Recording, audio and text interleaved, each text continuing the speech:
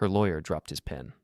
Jenna froze mid-sentence, staring at the paperwork I just slid across the conference table like it was a coiled rattlesnake. "You put the ranch in an irrevocable trust?" she whispered, her voice cracking on the last word. I leaned back in my chair, fingers laced behind my head, calm as Sunday morning on the plains. "You gave me an ultimatum, Jenna. You said give me access to your inheritance or I'm leaving. So I'm telling you to leave."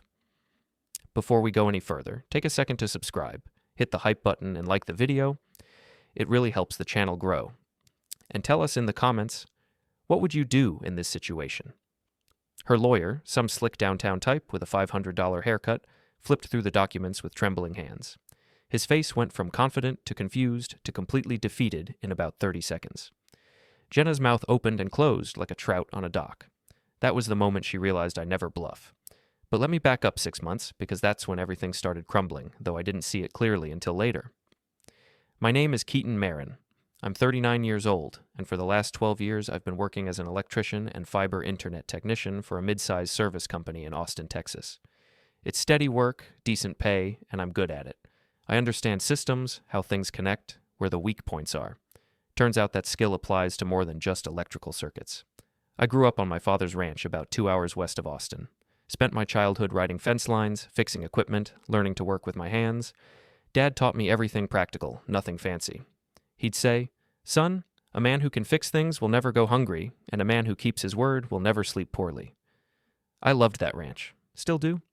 The smell of cedar after rain, the absolute silence at 3 a.m, the satisfaction of a hard day's work that you can see with your own eyes.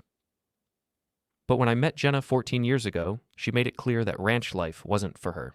She was a city girl, wanted restaurants and culture and opportunities. So I moved to Austin, got my certifications, and built what I thought was a stable life for us. Looking back now, I realize I'd been living someone else's dream for over a decade. Jenna worked as an event coordinator at a boutique hotel downtown. She was good at it, made decent money, and thrived on the social aspects of the job. When we first married, she'd come home excited about the weddings she'd planned, the corporate events she'd managed. We'd sit on our apartment balcony and she'd tell me every detail. But somewhere around year 8, something shifted.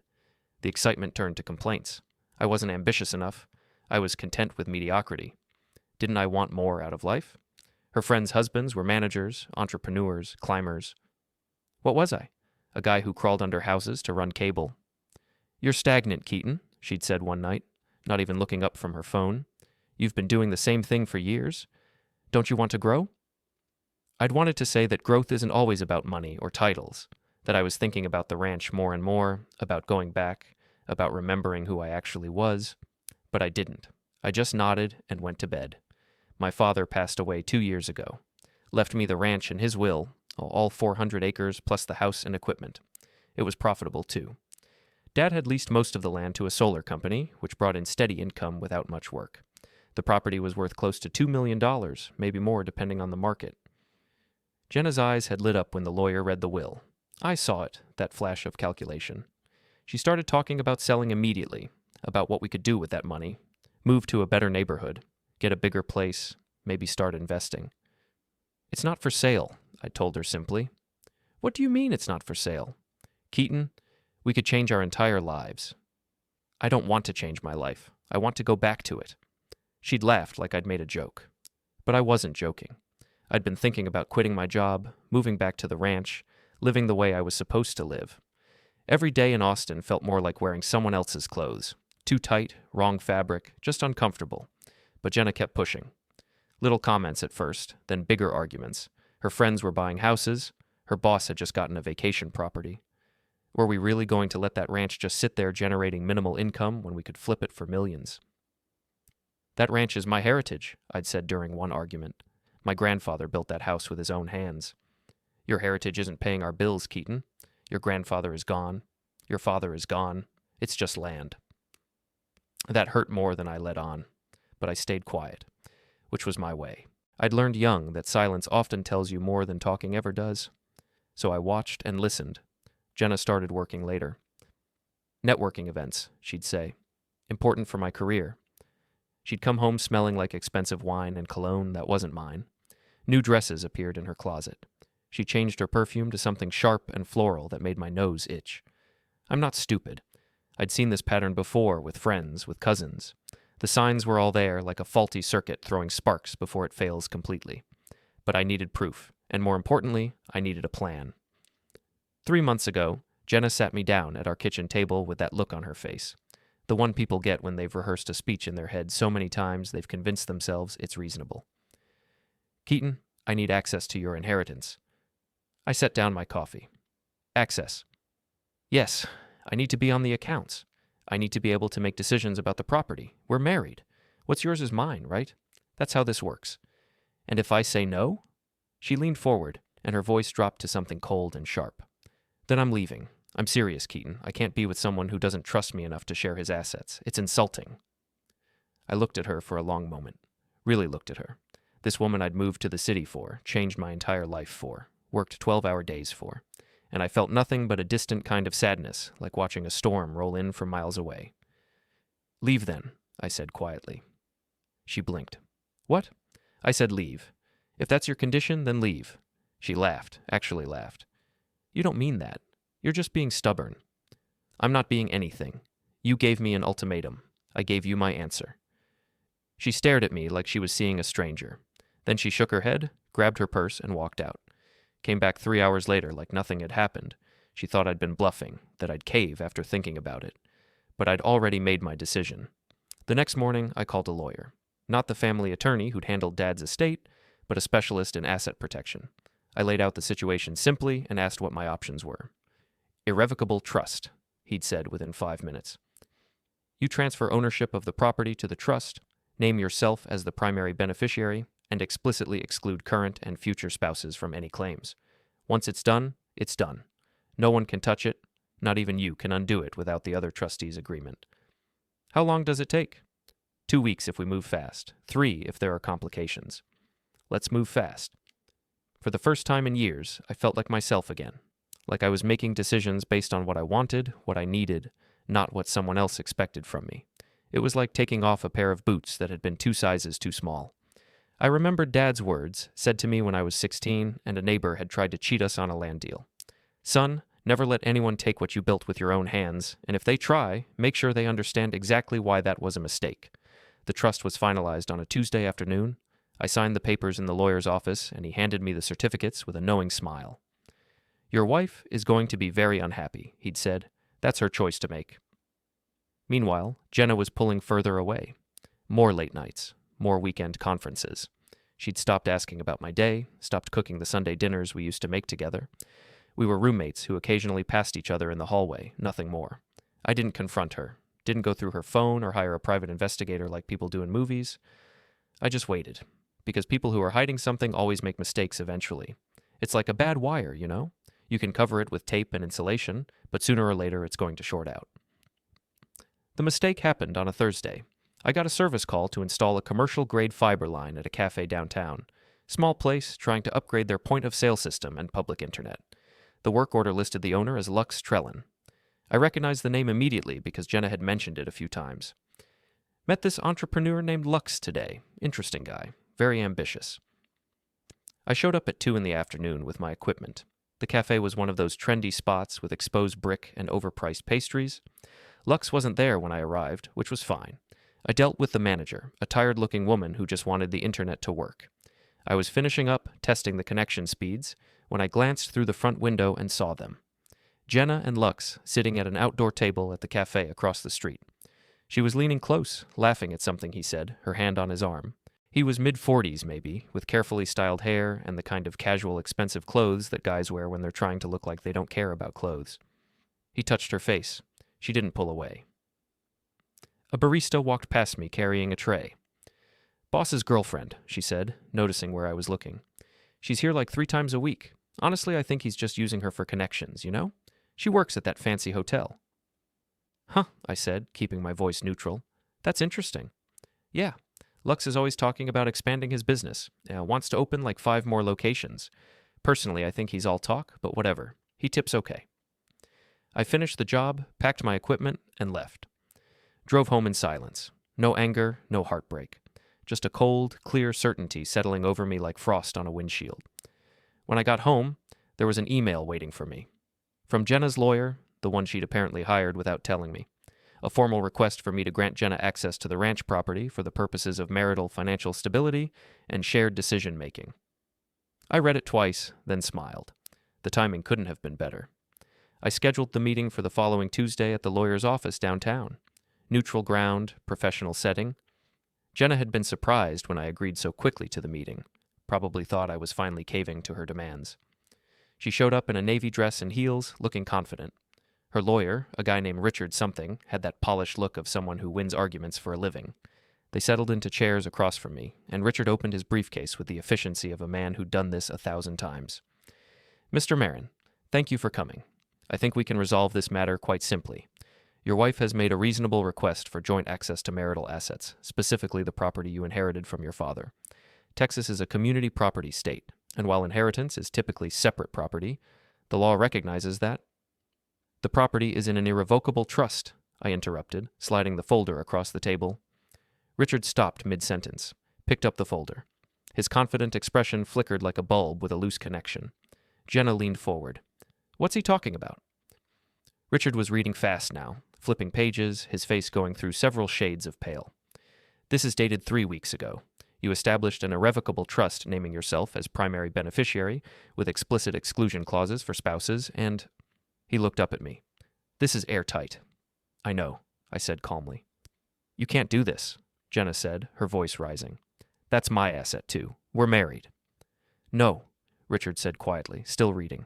"He absolutely can do this." And he did. "Mrs. Merren, I need to be clear with you.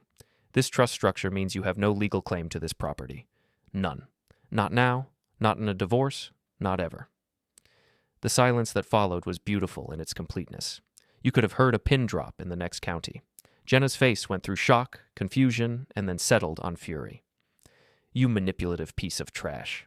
You planned this. While I was asking you to trust me, you were plotting to cut me out." "You gave me an ultimatum," I said evenly. "Access or you're leaving. Those were your exact words. So I secured my property, and now I'm telling you the same thing I told you then. Leave. This is because you're paranoid. Because you can't handle me being successful, having my own life. This is because you're having an affair with Lux Trellin," I said. "And the only reason you want access to my inheritance is so you can help him expand his cafe business." Richard closed his folder very slowly. Jenna's mouth opened, but no sound came out. "I'm not angry," I continued. "I'm not even hurt at this point. But I am done. You wanted out of this marriage the moment you started seeing him, so congratulations, you're out." Jenna stood up so fast her chair scraped against the floor. "You don't know what you're talking about. You're paranoid and controlling, and—" "I installed the fiber line at his main cafe last week," I said. "Saw you two together across the street. The barista called you his girlfriend, and honestly, Jenna, I don't care. But you're not getting my ranch to fund his dreams." She grabbed her purse and stormed out. Richard sat there for another moment, looking between me and the door. "For what it's worth," he said quietly. "She told me this was about protecting family assets in case something happened to you. Made it sound completely reasonable." "I'm sure she did. She's good at making things sound reasonable." After they left, I sat in that conference room for a long time. The city stretched out beyond the window, all glass and steel and people rushing nowhere. I thought about the ranch, about silence and space and knowing exactly where you stood. I called my supervisor that afternoon and put in my 2 weeks' notice. He tried to talk me out of it, said I was one of his best techs, but I'd made up my mind. I was going home. But first, I had loose ends to tie up. Lux called me that evening. I'd been expecting it. "This is Lux. We need to talk about your wife." "Ex-wife soon," I said. "And no, we don't." "You think you're smart, pulling that trust thing? That's low, man. Jenna deserves better than being married to some small-time cable guy who's too scared to take risks." "Is that what she told you? That I'm scared?" "I can see it myself, Keaton. You're comfortable being nobody. Some people are just built that way. But don't drag her down with you." Something cold settled in my chest. Not anger, exactly. More like the feeling you get when you flip a breaker and know exactly what's about to happen to the circuit. "Meet me tomorrow," I said. "Parking lot behind your main cafe, 6 in the evening. We'll talk face to face." "Fine. Bring your attitude and we'll see how tough you really are." He hung up. I set the phone down and smiled. Lux thought he was dealing with some pushover office worker. He had no idea who he was actually talking to. I showed up at 6 exactly. The parking lot was empty except for Lux's BMW and a few employee cars. He was leaning against his hood, arms crossed, trying to look intimidating. "So here's how this works," he started as I walked up. "You're going to give Jenna what she deserves from that ranch. Not all of it. Just enough for her to start fresh. Call it a settlement, because if I don't, what?" I stopped about 6 feet away. "You'll do what exactly?" He pushed off the car and stepped toward me. "I'll make your life very difficult. You run coffee shops, Lux. You're not dangerous. You're just loud." His face flushed. "You condescending." He shoved me, both hands against my chest. I'd been shoved by horses, by cattle, by equipment that weighed half a ton. Lux's push was nothing. I shifted my weight back slightly, let him overcommit, then stepped to the side. He stumbled forward, off balance, and crashed directly into a pallet of bottled drinks that was sitting by the loading dock. The whole thing went over with a tremendous crash of glass and plastic. Lux went down hard, landing in a spreading puddle of various beverages. I stood there, hands in my pockets, and watched him struggle to get up. His expensive shirt was soaked through with what looked like iced coffee and energy drinks. "You," he sputtered, trying to find his footing on the slippery pavement. "You tripped me." "You tripped yourself," I said calmly. "Maybe work on your balance before you try to intimidate people." A couple of employees had come out the back door, drawn by the noise. They were trying not to laugh.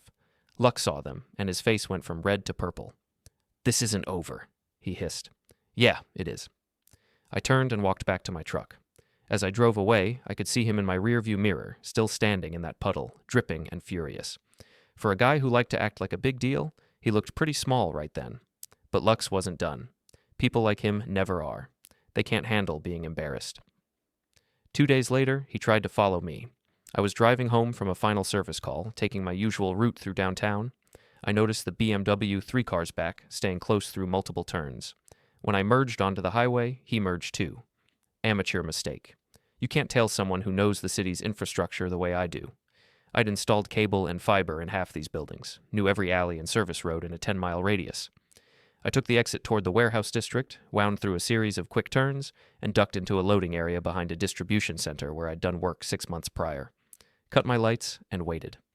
Lux's BMW went cruising past, lost and confused. I watched him circle the block twice before giving up. When I pulled back out onto the main road, I saw him in the distance, heading the wrong direction. He'd put a small dent in his front bumper, probably from scraping a dumpster while trying to turn around in one of those tight alleys. Expensive repair on a car like that. I went home, packed another box of my belongings, and kept planning my exit from Austin. Jenna called me that night. First time we'd spoken since the lawyer's office. "Keaton, please, we need to talk." "Talk then." "Not like this. In person. I'm still your wife. That's a paperwork problem I'm fixing. I made mistakes. I know that. But you're being cruel. Vindictive. This isn't like you." "You're right," I said. "The old me would have just accepted it. Would have kept quiet and let you do whatever you wanted while I paid the bills. But that guy's gone, Jenna. He disappeared around the same time you decided my inheritance was yours to spend." "I never said that. I just wanted us to be partners." "Partners share the work and the decisions. You wanted to be the CEO while I stayed the employee. That's not a partnership." She was crying now, but it sounded performative. The kind of crying people do when they're trying to manipulate rather than express genuine emotion. "Where am I supposed to go? You threw me out of the apartment. The lease is in my name. I'm moving out next week anyway. You can stay here if you want, but you'll need to sign your own lease with the landlord." "I can't afford this place on my own." "Then find somewhere cheaper. Or move in with Lux. I'm sure his place is nice." Silence. Then her voice changed, got harder. "He doesn't want me there full time. Says it's bad for business." And there it was. The truth she'd been avoiding. Lux didn't actually want her. He wanted access to money and connections. Now that those were gone, so was his interest. "Sounds like you picked the wrong guy," I said. "But that's not my problem anymore." I hung up before she could respond.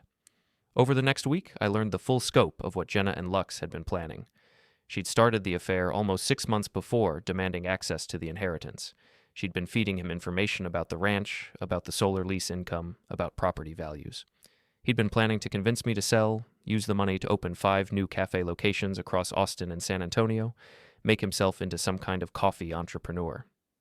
Jenna was supposed to get a percentage, a consulting fee for bringing in the capital. She'd been counting on that money to leave me, to start fresh with a lump sum that would set her up for years. Instead, she got nothing. No ranch money, no apartment. and a boyfriend who'd suddenly realized she was more trouble than she was worth. The security deposit on the apartment was mine. The car was mine. The savings account was in my name. In her eagerness to access the big money, she'd never bothered to secure the small money. Now she was scrambling, asking friends for places to crash, picking up extra shifts at work. I didn't feel bad. Maybe I should have, but I didn't. You make your choices. You live with the consequences. I was loading boxes into my truck when my phone rang. Unknown number. Mr. Merren, this is Teresa Gilmore. I manage the business accounts for several commercial properties downtown. I wanted to inform you that we're canceling the internet service agreement with Lux Trellin's cafes. He's 3 months behind on payment and has been using your pending installation as leverage to delay. Since you're no longer employed with the company and the contract was contingent on certain terms, we're terminating effective immediately. Okay, I said. Why are you telling me this? Because Mr. Trellin claimed you'd personally guaranteed the service. I wanted to confirm you hadn't made any such guarantee before we proceed with collections. I absolutely did not guarantee anything. That's what I thought. Thank you for clarifying. She hung up. I stood there holding a box of kitchen supplies, and I started laughing. Lux had been operating on promises and projections, probably borrowed money for his expansion based on deals that didn't actually exist, and now it was all falling apart. The universe has a way of sorting things out sometimes. I was 2 days from moving back to the ranch when Lux made his final mistake. He called me at 9 in the morning, and I could hear the desperation in his voice trying to hide behind aggression. You tanked my business contract. I didn't tank anything. You did that yourself by not paying your bills. I need that internet installation. The service company won't talk to me anymore. You need to fix this. No, I don't. Listen to me very carefully, Keaton. You're going to fix this, or I'm going to fix you. Meet me at my main cafe. Backlot. Tonight at 8. We're settling this. Lux, go home. Get some sleep. Stop making things worse. 8 o'clock. Be there. He hung up. I should have ignored it. Should have just let it go. But something in his voice told me that if I didn't show up, he'd keep escalating. Guys like him always do. They can't accept that they lost. So I went. The back lot of the cafe was dimly lit, surrounded by brick walls and loading docks. Lux was there, pacing like a caged animal. When he saw me, he stopped. About time. What do you want, Lux? I want you to understand something. He walked toward me, trying to use his height as intimidation. Everything that's falling apart right now, it's all because of you. My business deals, my relationship, my reputation. You're a parasite. I'm the parasite? You tried to con me out of my inheritance through my wife. She came to me. She said you were holding her back, treating her like property. I was helping her see her worth. By planning to take my money? That's help? That money was wasted on you anyway. What were you going to do? Play cowboy on some abandoned ranch? I would have built something real with it, something that mattered. Behind me, I heard a car door. Turned and saw Jenna getting out of a taxi, looking frantic. Keaton, don't, please. Let's just talk. There's nothing to talk about. There's everything to talk about. She walked up, positioned herself between me and Lux. I made mistakes. I know that. But you're destroying both of our lives out of spite. I'm not destroying anything. You two did that yourselves. Lux stepped around Jenna. You think you're better than us, than me. Some blue-collar nobody who got lucky with inheritance. But you're not better. You're just scared. Scared to actually do something with your life. And you're a con artist with delusions of grandeur, I said evenly. You don't have a business plan, you have fantasies. And when reality showed up, you couldn't handle it. He shoved me. Hard this time, both hands against my chest with real force behind it. I'd been ready for it. Shifted my weight, absorbed the impact, and stayed standing. But Lux had put everything into that shove, and when I didn't go down, he stumbled forward, off balance. I sidestepped. Simple movement, nothing dramatic, just got out of his way. Lux crashed directly into a stack of produce crates that were waiting to be taken inside. The whole pile toppled, and he went down hard, landing in a sprawl of cardboard and vegetables. A bag of flour that had been sitting on top of the crates split open, creating a white cloud that settled over everything. Jenna screamed and rushed toward him, slipped on something, a spilled drink someone had left on the ground and went down too, landed right next to him in the mess of flour and produce. The back door of the cafe opened. A cook and 2 servers stood there, staring at the scene. One of them had his phone out, probably recording. Lux tried to get up, slipped again, fell back into the flour. He was covered head to toe in white powder, bits of lettuce stuck to his shirt. Jenna was trying to help him, but she kept slipping too. It would have been funny if it wasn't so pathetic. I walked over to where they were struggling on the ground and looked down at both of them. Lux's face was twisted with rage and humiliation. Jenna just looked defeated. "You both demanded access to my inheritance," I said quietly. "Thought you deserved it because you were smarter than me, more ambitious, more worthy. But here's what you never understood. That ranch isn't just money. It's everything my father and grandfather built with their own hands. It's who I am. And you never had access to that. Not to the property. Not to me. You never even got close." Lux tried to lunge at me from the ground. I put my hand out, just a simple, controlled push to his chest, the kind you'd use to move a stubborn gate. He fell backward onto a metal serving cart that had been leaning against the wall, knocked it over with a tremendous clatter. More flour, more vegetables, more humiliation. The cafe employees were definitely filming now. Someone was laughing. Lux was on his hands and knees, covered in flour, and I could see the exact moment something broke inside him. Not physically, spiritually. The moment when he realized he'd lost everything and it was his own fault. Jenna was crying, actually crying this time. Not performative tears, but real, ugly sobs. She looked up at me from the ground. "I loved you once," she said. "I really did." "I know," I said. "But you loved my money more. And that's the difference between us. I never needed your money. I just needed you to be honest. But you couldn't even do that." I turned and walked away. Behind me, I could hear Lux screaming something, but I didn't bother to listen. The words didn't matter anymore. None of it mattered. I got in my truck and drove away from that cafe, from that life, from everything that had been slowly suffocating me for the last decade. 2 days later, I was standing on the porch of my father's ranch house, looking out over 400 acres of Texas land. The solar panels stretched across the southern fields, catching the late afternoon sun. The house smelled like cedar and dust and memories. I'd filed for divorce the morning I left Austin. Jenna didn't contest it. Word through mutual friends was that she'd moved in with her sister, picked up a second job, and cut off all contact with Lux. His cafe business was circling the drain, behind on rent, unable to recover from losing the contracts he'd been counting on. I didn't feel victorious, didn't feel triumphant, just felt settled, like a foundation that had finally found solid ground. The ranch was quiet in the way only empty land can be quiet.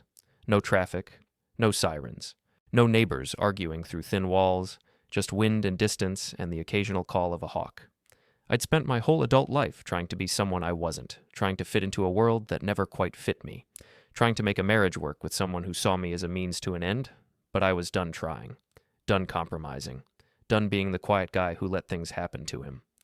The sun was setting, painting the sky in shades of orange and purple that you never see in the city.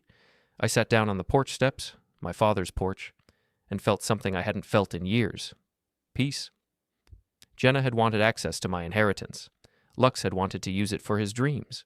Both of them thought the ranch was just property, just money waiting to be converted into something they considered more valuable. They never understood that some things can't be reduced to dollars. Some things are about knowing who you are and where you belong. I spent that evening walking the property, checking fence lines, looking at everything that needed repair. There was plenty of work to do. But it was my work now. My choice, my life. Around midnight, I got a text from an unknown number. Didn't recognize it until I read the message. "I hope you are happy now." Jenna, I didn't respond. Deleted the message and blocked the number. There was nothing left to say to her. We'd both made our choices. I was living with mine just fine. She'd have to figure out how to live with hers. The next morning, I woke to real silence, made coffee, watched the sunrise, one voicemail, Lux, drunk and ranting. I deleted it. It was over. 6 weeks later, the divorce was finalized. I kept the ranch, truck, and tools. Jenna kept what she'd taken, no claims, no fights. Lux's cafe closed within months. The flower video ruined him. He moved to Dallas. Jenna disappeared from everyone's conversations, and that was fine with me. I hired a property manager and focused on ranch work, fixing equipment, maintaining the land, doing things the way Dad taught me.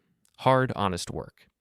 At night on the porch, I thought about how close I came to losing everything by trying to please someone who never valued me. Fairness isn't splitting things evenly when one person is taking, it's consequences. Jenna chose lies and ended up alone. Lux chose schemes and failed. And I earned this land, this quiet, because when it mattered, I finally chose myself.